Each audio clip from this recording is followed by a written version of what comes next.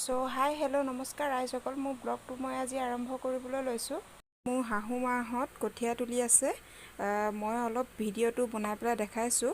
মাহঁতক চাহ দিবলৈ আহিছিলোঁ মই। কালিলৈ আমি পথাৰ ৰুবলৈ যাম। আপোনালোককো দেখাবলৈ চেষ্টা কৰিম। আজি আমাৰ মাহঁতে কঠীয়া তুলি আছে, এয়া দেখিছে নহয়। আজি হাৰ্দিকৰ ভায়েক আমাৰ ঘৰৰ ওচৰত অকণমান এটি হ'ল, তাতে এয়া কাপোৰযোৰ দি আহোঁগৈ। আৰু হাৰ্দিকে মই এবাৰ চাই আহিম বুলি যাওঁ। হাৰ্দিকে বোলে ভায়েকক চাব হেনো।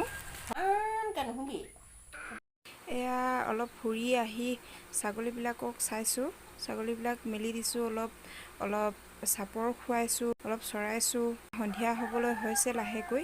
ইভিনিং সময়ত সিহঁতক পেটটো ভৰাই পেলাই এতিয়া বান্ধিমগৈ আৰু নি পেলাই ইহঁতক ঘৰত। চাপৰ খাই আছে।